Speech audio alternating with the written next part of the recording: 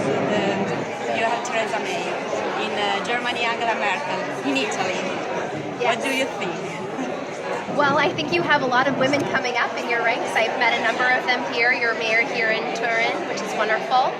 One of the challenges we see, though, is that we need to build a pipeline of young women and women of all ages interested in political leadership. And if you look at the statistics, Italy is ranked 42nd in the world in women's political representation. The US is actually worse at 97% at the ranking. And so it's really important that we inspire women to leadership. I think the biggest lesson I'd really like to share with the Italian people is I don't look at the issue of women's leadership just as an equity issue. I look at it as how do we solve the biggest problems of our country and our world. And I think we need to have more women and men working together to lead our country. But we really need to encourage women to build their confidence and their ability to lead.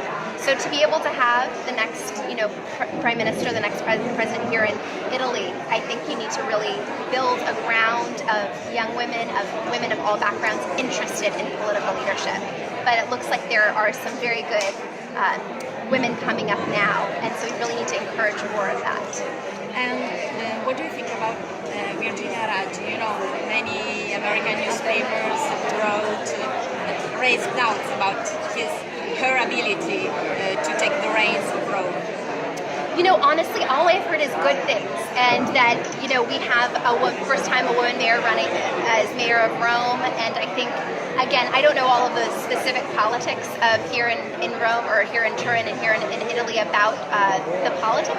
People can judge people based on their policy, but I think we need to get to a place where we respect and see women as equal leaders, and we're still working on that challenge.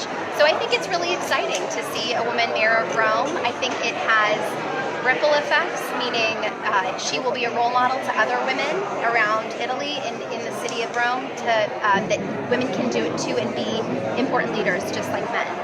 If Hillary wins, do you think that Bill is ready to be the first gentleman? Oh yeah, he's ready. Sorry, I'll say that again. Yeah, absolutely. Secretary Clinton, it's exciting. I'm sure many Italians saw her debate Monday night. She did an excellent job. I think President Clinton is ready to be there to support her all the way, as he always has.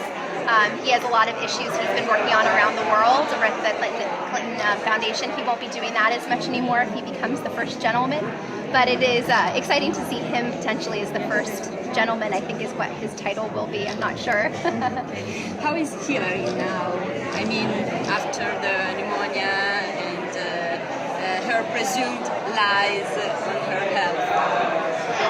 Well, she's doing great. If anybody saw the debate on Monday, you can see she's very well, and she did a fantastic job. So I don't think there are any issues with her health at this juncture. Everyone gets sick once in a while, and so I'm glad to see she's back in full health and she's going to work. We only have 5 weeks left until the election on November 8th.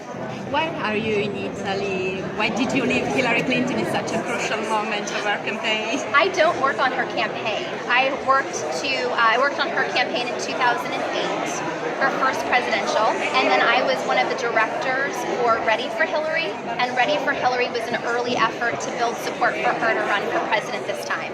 So I ran all of the women's outreach of that organization up until she decided to run. So I'm still very involved with the campaign to build fundraising support for her, but now I do work, I have my own consulting firm, and I do work to get women in leadership all over the US and internationally. I was invited to Italy by the US Embassy in Rome and also the consulate in Milan to come and talk about the work I've been doing and why it's so important that we look at more women in leadership roles, both in politics, business, and across the public life here in Italy and around the world. We have to. That's it.